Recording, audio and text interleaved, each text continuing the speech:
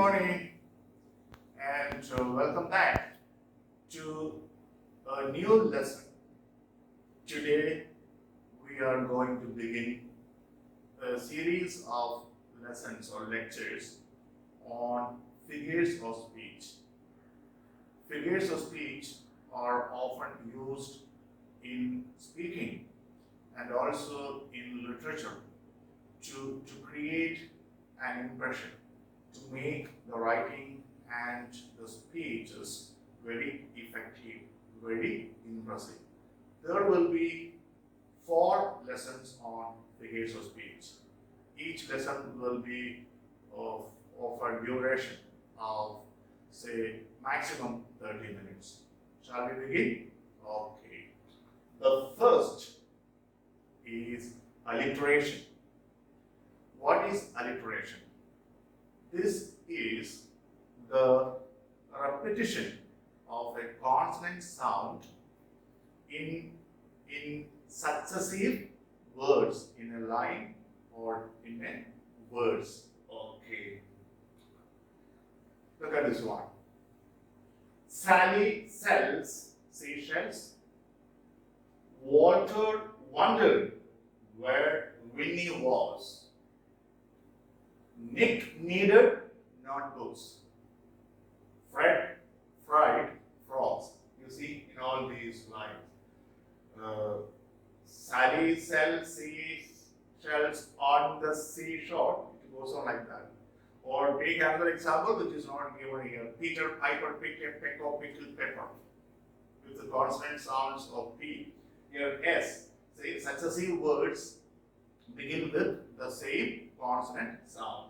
In the first example, Z, then W, then N, then F. Okay, these are the consonant sounds. Okay, next one. Allusion. What is allusion? This is a reference made to something beyond the text. But in order to make allusions, there is an assumption on the part of the writer that the readers know a body of knowledge. Both the writer and the readers are supposed to have a general awareness of a body of knowledge. Then only allusions can become effective. Otherwise, the reader may not understand. So, what is it? It's a device that makes a reference to a person, a thing, or a place, or event, which stimulates certain ideas or associations in the reader.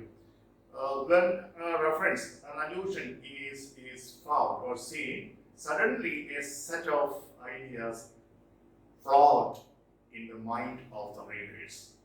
Let's look at some examples. I give you plenty of examples for each of these figures of speech. For example, a woman might say to her husband, when the husband does something very good, romantically good indeed. Thanks, Romeo. Now you know, Romeo and Juliet is a play written by William Shakespeare. And Romeo is considered to be one of the greatest of romantic lovers in history. Now, when wife tells husband, thanks Romeo, what happens? Traditionally, he is looked upon as one of the greatest romantic heroes. So, certain qualities of Romeo are attributed to her husband. And suppose the husband does not know who this Romeo is, there can be problems. Suppose he knows a Romeo working in his office who is a villain, who is a wicked, arrogant person, then husband might misunderstand. That's why I said there must be an understanding on the part of the listener or on the part of the reader of the allusions made by the writer or the speaker. Next, one more example. Don't be such a Scrooge, David. Now, Scrooge is a wicked character in Charles Dickens's novel Christmas Carol. Now, a Christmas Carol. When you address someone as Scrooge, all the qualities of Scrooge, this wicked, arrogant, greedy man, are attributed to this guy. This is allusion. Next one is anaphora. In literature, anaphora is the repetition of the same word or phrase. It can be a group of words or it can be a single word. The repetition of a word or a phrase at the beginning of successive clauses or sentences or lines. Let's look at examples. Anaphora. This is the famous example for anaphora. It was the best of times. It was the worst of times. It was the age of wisdom. It was the age of foolishness. It was the epoch of belief. It was the epoch of incredulity. It was the season of light. It was the season of darkness. It was the spring of hope. It was the winter of despair.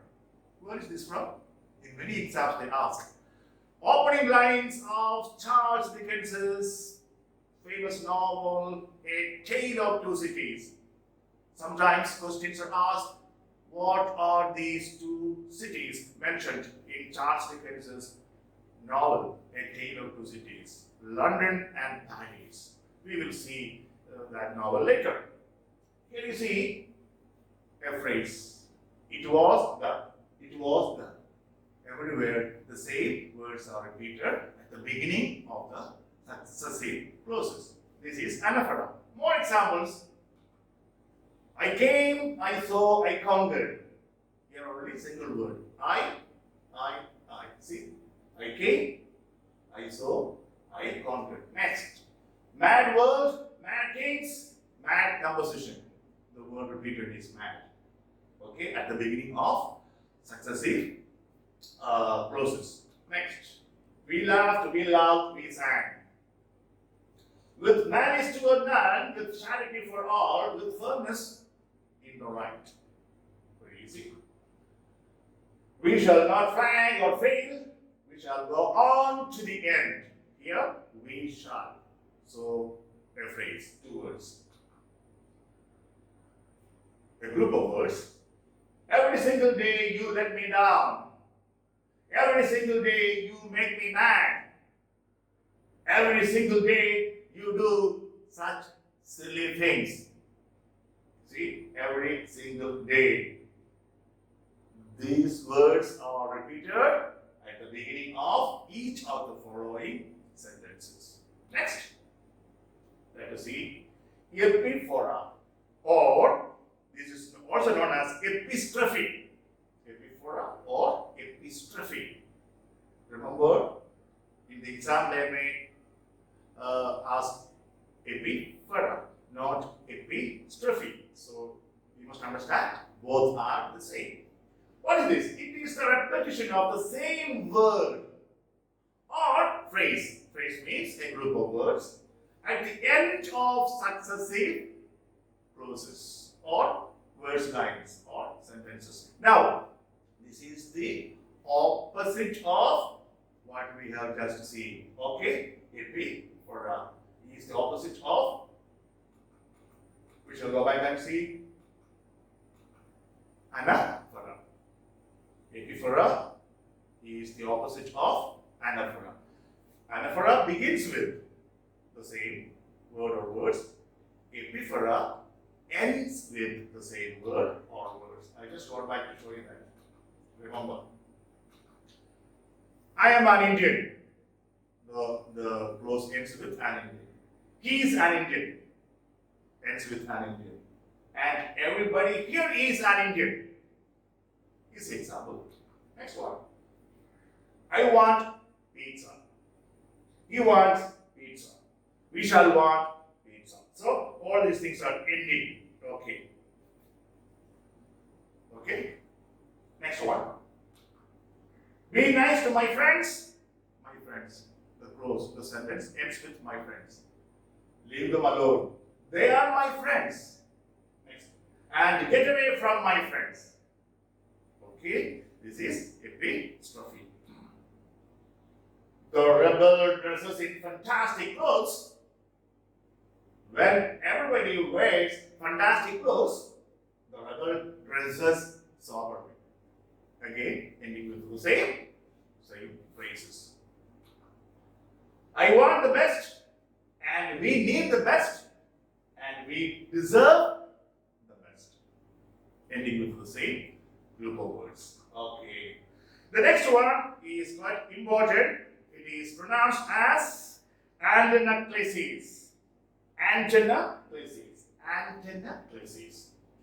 It's a figure of speech in which a word or phrase is repeated within a sentence, but every time it is repeated, its meaning is different. That's important. Same word is repeated, but the meaning is different every time it is repeated. This is known as antenaclasis. Antenaclasis examples are the following. This is a common type of pun. I will tell you what pun is and how antenaclasis differs from pun when I come to the discussion of pun. Okay. Take this example. You tell someone, okay, during a debate, your argument is sound, nothing but sound.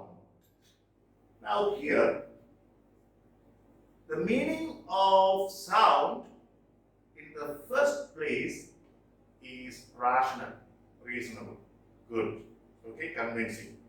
But when it is used second time, it means empty. It doesn't convey anything. See, meaning is different. Okay, next one. This is from Shakespeare's Twelfth Night. The protagonist, Viola, disguised as a man, Cesario, has a conversation with a fool, Festy. Let us see what is this conversation and how Shakespeare has employed antenaclasis here very effectively. Save thee, friend, and thy music. Dost thou live by thy tabor? Tabor means a drum, musical instrument. Tabor means drum. Save thee, friend, and thy music. Dost thou live by thy tabor? Then the fool replies, no, sir, I live by the church. So, when live is used first, it means do you get your bread, or you earn your bread, or do you make enough money, okay, by playing this musical instrument? That is the meaning of living here. Yeah? Are you able to earn enough income to live? When he says, no, sir, I live by the church, it means his residence, his house is beside the church, nearby the church. Get the point? This is known as antenaclasis. Using the same word again and again, but each time the meaning is different. Hey, remember, lots of questions are asked from these figures of speech. Okay. Another one. Robert Frost, very famous poet. The woods are lovely, thou can't deep, but I have promises to keep, and miles to go before I sleep. And miles to go before I sleep. Twice sleep used here. When he uses sleep first time, it means nocturnal sleep. All of us do that. We sleep in the night. Okay. Second time when he uses it, means death. Now, by using this, he is trying to draw the attention of the readers. All the figures of speech are used to draw the attention of the readers, sometimes shocking them. Let's proceed and see more. Okay, two enough. Okay. Next one, anticlimax. How do you know? This is a kind of gradual, not descending of the words used in order of importance. Most important, most majestic, most noble idea expressed comes first, then lesser, and very silly and commonplace. Okay, in a descending order. Examples will make things clearer. If you want to know more about it, then from the literature point of view, or when you see a film, this anticlimax always happens. When you watch a film and come out of the cinema, you sometimes say, "Oh, the end was an anticlimax, beyond or opposite to our expectation." From the plot of the film or of the novel, we expected a particular climax, but it was not so. So we call it anticlimax. That means it's a disappointing turn of events or let down. We are let down. That occurs after tension builds up in a text. Tension is building up in the text, in the novel, the drama, or in the film. And we expect a particular kind of result, outcome, but suddenly everything turns just the other way. Okay. When a story has an anticlimax, the plot has built up, but then something disappointing or very boring happens. This is anticlimax. Examples. This is a very interesting example. He has seen the ravages of war, destructions of war. He has known natural catastrophe. He has been to singles bars. Oof. Talking about big things, his fight in the battle and the tragic incidents he has experienced in his life, and then say he has been to singles bars means bars which are exclusively for unmarried men or women, bachelors or spinsters. Okay, this is anticlimax. Next one. Suppose it's a movie. Suppose tension builds up in a horror movie as a young girl approaches a closed door. It is night. Suddenly the electricity goes off, and the girl hears a scratching kind of sound, and she approaches the door. You expect a ghost or a devil just bouncing upon you. She opens the door, suddenly a cat. This is anticlimax. Next one. She's a writer. You think? A mother? Of course. Great. And a good humorist. Anticlimax. He lost his family. Oh, sad. He lost his car. Okay, sad. And he lost his cell phone. Descending order of importance. Now, the next one, very important, is antiphrasis. What is antiphrasis? It is a figure of speech wherein a word or phrase has a sense that is contrasting or contradicting its traditional, conventional meaning in order to achieve an ironic, a humorous effect. It is a kind of sarcasm. It's a kind of irony. We will see the differences among the sarcasm, irony, and also antiphrasis when I come to them later. I am doing it in an alphabetical order. Okay. Let us see some examples. Irony, sarcasm, and antiphrasis. They are more or less same. Slight difference is there. I'll show you later on. Now, what the speaker says is not what he means. He uses a word and it has a conventional meaning that we all know.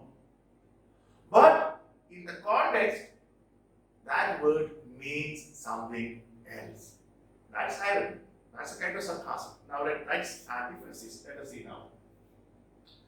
Thank you for consuming the entire food on the table as well as the food inside the refrigerator. A friend tells another, how considerate of you when I have not eaten yet. So the meaning of considerate is very kind, generous. But here he doesn't mean that. It is ironic. You have been so cruel, man. You have eaten everything on the table. Not only that, you opened the refrigerator and consumed whatever was there as well. You see? Okay, next.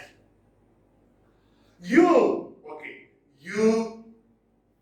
ate the spaghetti, even though you knew it was cooked weeks ago. Very smart. We know the meaning of smartness, of being smart. But here, does it mean that?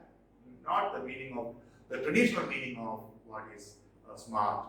Here it is an ironic statement. Oh, you are a stupid person, man. Actually, it means that you are a stupid person. Because you ate something that was cooked long ago. Okay. Now let us come to literature. That's our cup of tea. In Julius Caesar.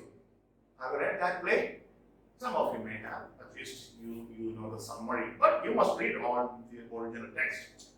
Antony calls Brutus during his speech. First, Brutus gives a speech, that famous speech.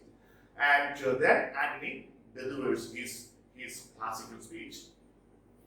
And when he calls Brutus, honor into question while he ironically refers to him as honorable. Now, very, very often he uses the word honorable in his speech. Let us see the example.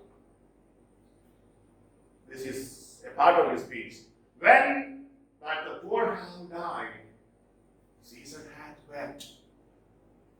Ambition should be made of sterner stuff. Yet, Brutus says he was ambitious. And Brutus is an honorable man. Does he mean that Brutus is an honorable man from the conventional, traditional meaning of the word honorable? No. He is indirectly telling us Brutus is not an honorable man. He is an immoral man, a wicked man. Okay? Okay, next. We come to antithesis. What is antithesis? Definitely. It is the mixing of contrasting ideas in balanced phrases. Examples will make things clear. To err is human. Okay, so one idea. To forgive, divine. Alexander Pope. Many are called, but few are chosen.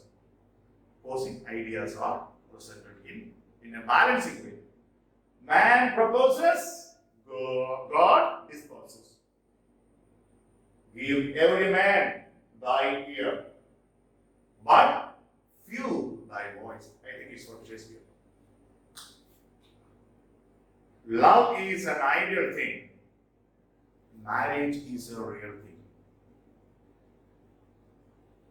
That's one small step for man, but one giant leap for mankind.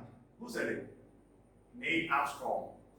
The moment he stepped onto the moon. The other one is by the German poet Goethe. Okay. Next one, apostrophe. What is this apostrophe? It is not the punctuation mark. Okay. In literature, apostrophe means something else. It is the act of directly addressing a non-existent person or thing. That's known as apostrophe.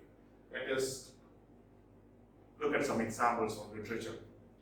This is again from Julius Caesar. Antony sees Julius Caesar's corpse after he was being assassinated in the Senate house. Now he addresses the body, helpless corpse. How? Oh, pardon me, thou bleeding piece of earth. That is Julius Caesar's corpse. That I am meek and gentle with these butchers. Here we see, oh, pardon me, thou bleeding piece of earth. It existed, but when a person is not living, okay, not alive, then it's non-existent. Okay, this is an apostrophe. Beautiful one, indeed. John Donne, in his famous sonnet, Death Be Not Proud, addresses death. How? Death, be not proud, though some have called thee mighty and dreadful. For thou art not so. He's addressing death in an abstract kind of thing. This is apostrophe. In Macbeth, have you read Macbeth? Okay, when we come to Shakespeare, we will see. Is this a dagger which I see before me? The handle toward my hand? He's seeing a dagger, no? In his vision. Come! Let me clutch thee. Come, let me clutch thee. Let me clutch you. See? Addressing to a non-existent thing, like a dagger. Okay. Next one. 10th one is assonance.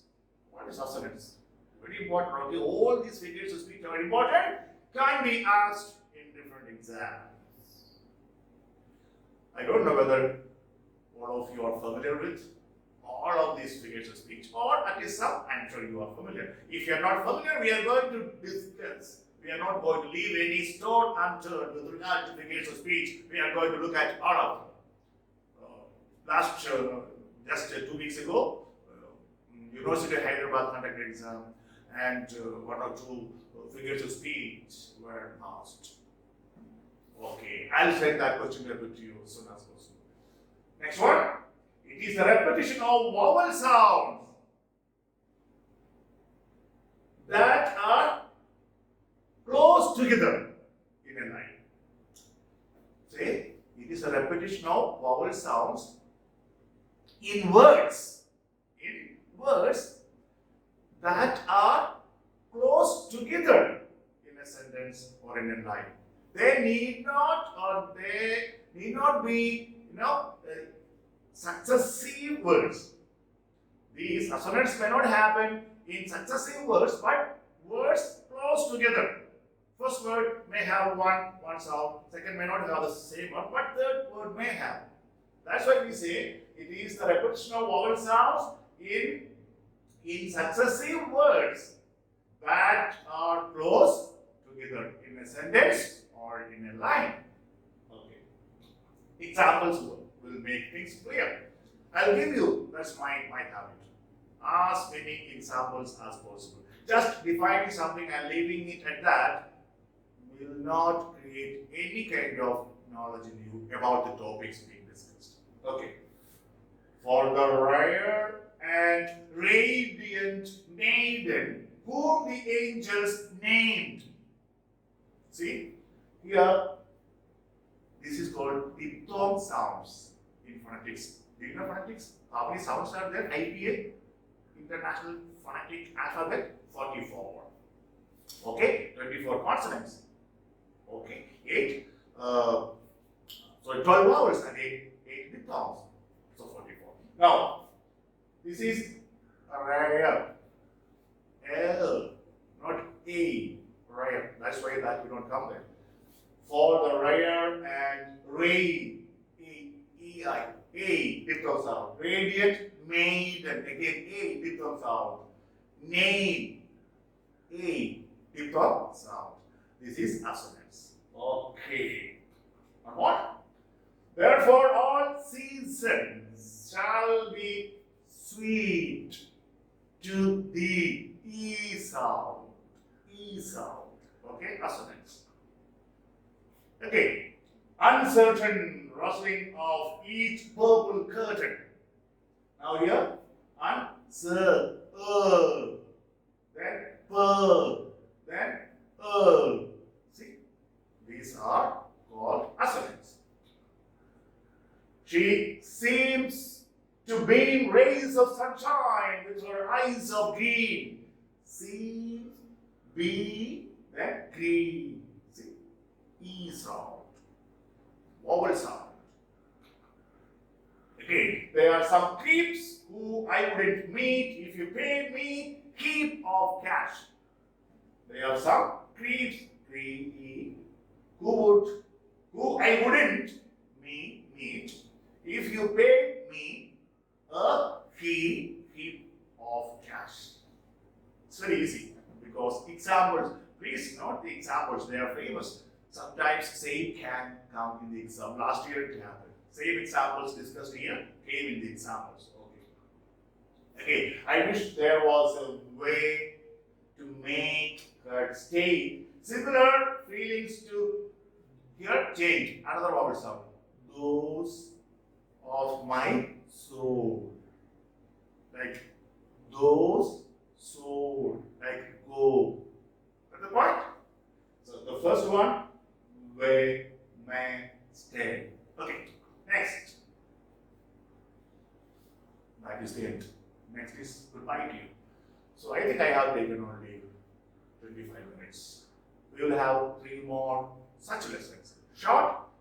I have made it short because these are not very interesting, These are highly literary devices. These are technical terms, and that may not interest you like a story interests you. So please learn them today itself. As you're watching this video, don't postpone, please. Procrastination is the thief of time.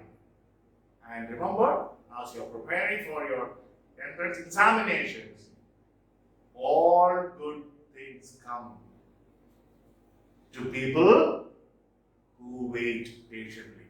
You are doing the same thing here. Okay then, guys, see you with another lesson on figures of speech. Till then, be happy, stay healthy, and eat well. Bye-bye.